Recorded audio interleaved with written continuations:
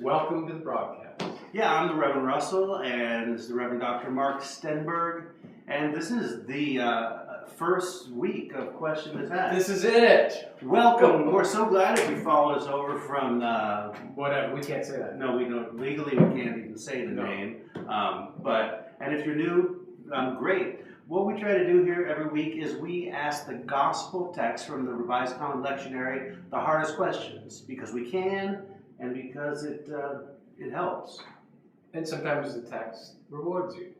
Sometimes it does. Yes. And sometimes it punishes you. No, that's not true. So what do we got this week, Mark?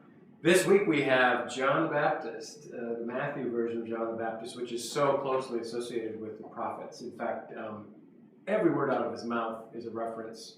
And this is the thing with Matthew.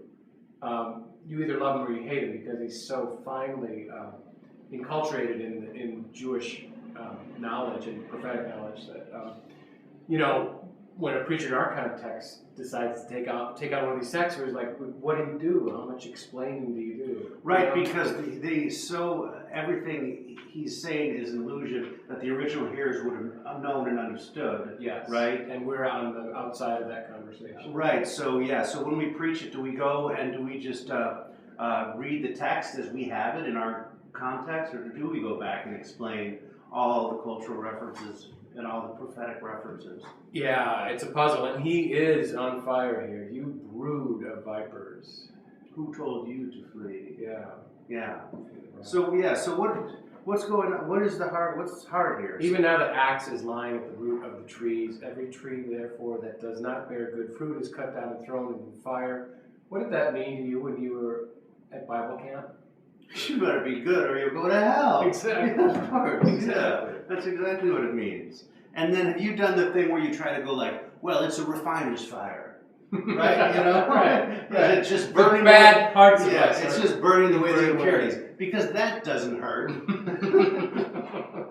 It's just the impurities. So do we want to talk a little bit even about why we always start Advent? At the beginning of Advent, we always get these, John the Baptist, yeah. We get John the Baptist, away. but we also get these kind of apocalyptic texts, Yeah. Well, one of the hard questions is, do you believe that Jesus was the more worthy prophet versus John the Baptist? These were two factions. Oh, yeah. Two rival groups. And, John died first. So his disciples went over to Jesus. Right. But could it have been the other way around? I don't know. That's kind of a hard question. That is a hard question. It really is. Like, who was this John? And I thought when you were going to say, well, really, you have to ask yourself, do you believe that Jesus came and is coming again? Yeah. For Advent, this whole thing, I can kind of get with like the story. Right? Yeah. But this whole thing that the Adventus, is pointing really to the second coming of Jesus, and that's what we proclaim.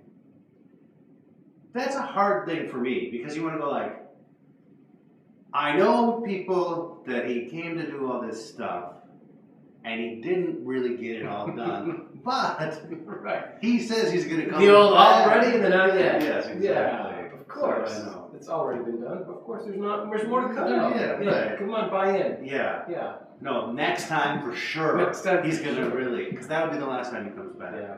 That's always hard, but maybe. But I think the best contemporary reading is a very political one. I think absolutely. These the poor Pharisees and Sadducees did not know what to do, and there have been so many rebellions, the Maccabees and company, and Zealots, and Herod was a complete sucker up to the empire.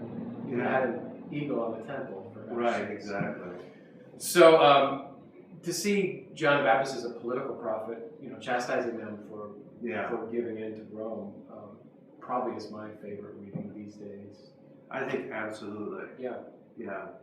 So again, welcome, and let us know how this works. We're here at the Question the Text World Headquarters, And in the Empire Building in St. Paul. We are in the Empire Building, high above the streets of St. Paul on the 3rd floor. Let us know what you think, and what do you think of the new site. Yeah. And let's read the text together and question it. All right, bye. Thanks. Bye.